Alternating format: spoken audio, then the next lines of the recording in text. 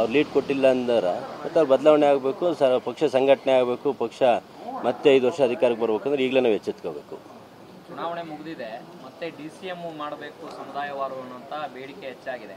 ತಾವು ಶಾಸಕರಾಗಿ ಈ ಪರಿಸ್ಥಿತಿಯಲ್ಲಿ ಅಗತ್ಯ ಇದೆ ಅಂತ ಅನ್ಸುತ್ತಾ ನಿಮಗೆ? ನಾನು ಹೇಳಿದ್ದೀನಿ, ನಿನ್ನೆನೂ ನಿಮ್ಮ ಮಾಧ್ಯಮ ಮಿತ್ರರ ಹತ್ರ ಮಾತಾಡಿದ್ದೀನಿ ದಾವಣಗೆರೆಯಲ್ಲಿ.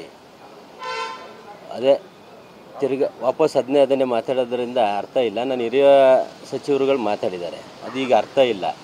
ಅದನ್ನ ಬಗ್ಗೆ ನಮ್ಮ ಹೈಕಮಾಂಡ್ ತೀರ್ಮಾನ ಮಾಡಬೇಕು. ಅದ್ರ ಮೇಲೂ ಅವ್ರಿಗೆ ಆಗಲೇಬೇಕು ಅಂತ ಅವ್ರ ಆಸೆ ಏನಾರು ಇತ್ತು ಅಂದರೆ ಮಾಡಲಿ, ನಮ್ಮದೇನು ವಿರೋಧ ಇಲ್ಲ. ನಮ್ಮ DK ಶಿವಕುಮಾರ್ ಸಾಹೇಬ್ರನ್ನ ಮುಖ್ಯಮಂತ್ರಿ ಮಾಡಿ 1 ಡಜನ್ ಉಪಮುಖ್ಯಮಂತ್ರಿ ಮಾಡ್ಕೊಂಡು ನಮ್ಮದೇನು ವಿರೋಧ ಇಲ್ಲ. CM ಹುದ್ದೆ ಖಾಲಿ ಇದೆ ಸರ್ ಈಗ? ಖಾಲಿ ಇರಲಿಲ್ಲ, ನೀವು DCM ಹುದ್ದೆನೇ ಯಾವ ಖಾಲಿ ಇಲ್ಲಲ್ಲ, ಕೊಟ್ಟಿದ್ದೀವಲ್ಲ ಒಂದು.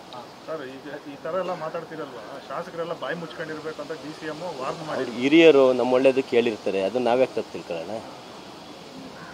ಈಗ DCM ಅವ್ರನ್ನ ಮುಖ್ಯಮಂತ್ರಿ ಮಾಡಿ ಆಮೇಲೆ DCM ಹುದ್ದೆಯನ್ನು ಸೃಷ್ಟಿ ಮಾಡಬೇಕು. KPCC ಅಧ್ಯಕ್ಷರು ನಿಮಗೆ ಗೊತ್ತಿದೆ, 1 ಲೋಕಸಭಾ ಗೆದ್ದಿದ್ದೀವಿ ಹೋದ ಸರಿ, ಈ ಬಾರಿ 9. Supriya Kamath poultry feed business ನಲ್ಲಿ ವರ್ಷಕ್ಕೆ 12 ಲಕ್ಷ ಗಳಿಸ್ತಿದ್ದಾರೆ. ನೀವು ಕೂಡ ಅವರಿಂದ ಕಲಿಬೇಕಾ?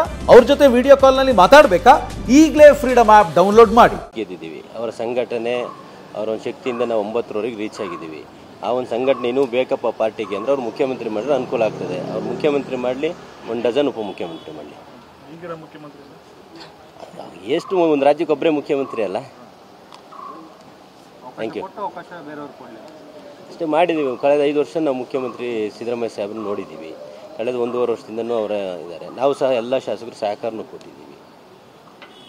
ಬದಲಾವಣೆ ಆ್ಯಕ್ಚುಲಿ KPCC ಅಧ್ಯಕ್ಷ ಇದ್ದಂಥವರು DK ಸಾಹೇಬರು ಅವರೇ ಮುಖ್ಯಮಂತ್ರಿ ಆಗೋಂಥ ಒಂದು ನಮ್ಮಲ್ಲಿ ಯಾವಾಗಲೂ ನಡೆದಿರೋ ಅಂಥದ್ದು. ಆದ್ರೆ ನಡೆದಂಥ ರಾಜಕೀಯ ಬೆಳವಣಿಗೆಯಲ್ಲಿ ಬದಲಾವಣೆ ಆಗಿದೆ. ಮಾಡಿ ನಮ್ಮ DK ಶಿವಕುಮಾರ್ ಸಾಹೇಬರು ಮುಖ್ಯಮಂತ್ರಿ ಮಾಡಿ. ಹೆಚ್ಚುವರಿ DCM ಮಾಡಿದ್ರೆ CMನೂ ಬದಲಾವಣೆ ಮಾಡಿ ಅಂತ.